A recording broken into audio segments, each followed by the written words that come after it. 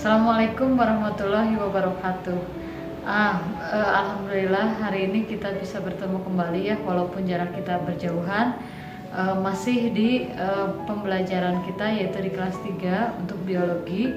Hari ini kita akan lanjutkan materinya, tapi sebetulnya bukan materi ya, karena di video sebelumnya Ibu mengatakan bahwa video tersebut itu untuk pertemuan 1 dan 2. Cuman kenapa Ibu ada lagi video, karena perlu Ibu sampaikan, mungkin kalian ada sebagian yang bingung ya, mengenai bagaimana sih praktikum yang harus dilaksanakan. Nah, jadi hari ini Ibu akan menjelaskan kalian mengenai proses praktikum yang harus kalian lakukan di rumah. Ya, oke. Kita lanjutkan ya. Jadi di pertemuan sebelumnya Ibu menyuruh kalian untuk melaksanakan praktikum mengenai proses perkecambahan. Sedikit Ibu jelaskan kembali bahwa perkecambahan itu adalah suatu proses di mana si biji yang tadinya biji itu berubah menjadi yang namanya kecambah, atau dalam istilah lain atau menjadi bakal ya.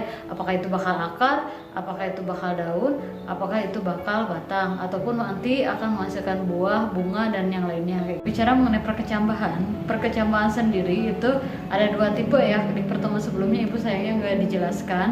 Proses perkecambahan pada tumbuhan itu ada 2 macam, yaitu ada yang bersifat epigea dan satu lagi ada yang bersifat hipogea ya.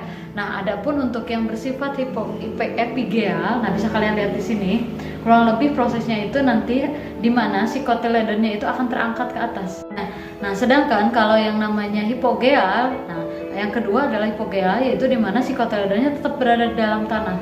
Nah, supaya kalian lebih jelas, lebih lengkap dan segalanya, mari kita buktikan apakah betul bahwa yang namanya tumbuhan dikotil dan monokotil itu memiliki perkecambahan yang berbeda ya gitu. Nah, untuk itu biar kalian tidak jenuh di rumah dengan tugas-tugas yang terus menumpuk. Nah, mungkin kali ini di pertemuan hari ini kalian diharuskan untuk praktikum ya. Praktikumnya satu kelompoknya 3 orang, tapi kalau tidak memungkinkan dan ternyata rumahnya berjauhan, nggak apa-apa kalian lakukan sendiri, karena insya Allah praktikumnya tidak membutuhkan alat-alat yang ribet ya. Oke. Nah, adapun tujuan pembelajarannya itu adalah untuk mengetahui proses perkecambahan, terutama nanti kalian akan bisa membedakan bagaimana biji kecambah, yaitu yang ada pada tumbuhan dikotil dan monokotil. Makanya untuk di pertemuan kali ini kalian akan melaksanakan praktikum. Seperti biasa, untuk melaksanakan praktikum kalian pastinya harus tahu alat dan bahan ya. Alat dan bahan untuk melaksanakan praktikum apa saja. Nah, adapun alat dan bahannya, yang pertama yaitu untuk praktikum percambahan ini, yang pertama yaitu gelas aqua. Nah, mungkin kalian bisa lihat di sini, ini adalah gambar gelas aqua ya, atau yang ini. Nah, gelas aquanya kalian sediakan sebanyak 2 buah. Oke. Selanjutnya kemudian yang kedua yaitu kalian sediakan juga kapas. Nah, kapas pasti tidak tahu ya ini. Kemudian dan yang ketiga yaitu untuk bahannya sendiri kalian harus menyiapkan yang namanya biji jagung yang ini. Dan satu lagi yaitu biji kacang hijau yang ini.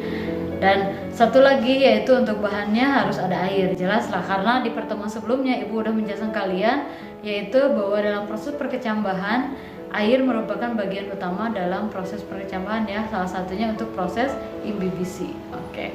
Nah, setelah Ibu menjelaskan alat dan bahannya, nanti kalian biji kacang dan biji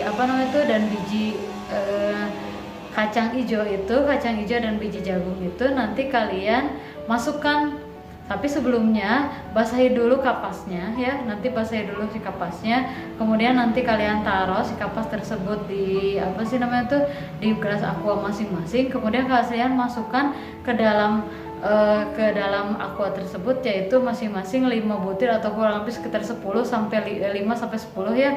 5 butir jagung dan 5 butir biji kacang hijau.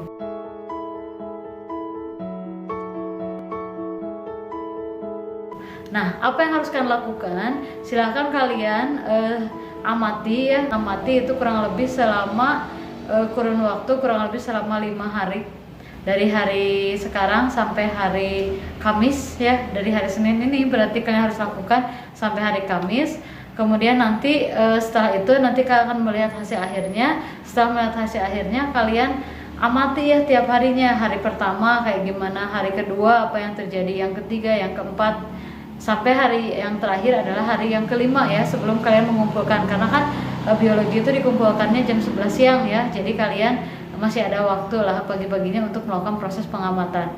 Nah, nanti ibu akan kasih kalian ininya apa sih, tabelnya. Nanti kalian silahkan tinggal diinikan tabelnya di classroomnya ya, tinggal kalian download aja. Nanti kalian tinggal disalin ke bukunya seperti itu. Nah, mungkin untuk apa sih, untuk praktikumnya kurang lebih seperti itu.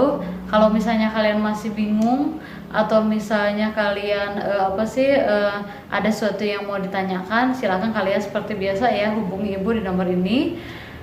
Dan mungkin untuk pertemuan hari ini nggak banyak yang ibu jelaskan, yang intinya kalian akan mengetahui bagaimana perkecambahan itu bisa terjadi ya. Oke, terima kasih. Pembahasan hari Cukang dulu sekian, mudah-mudahan ada manfaatnya. Wassalamualaikum warahmatullahi wabarakatuh.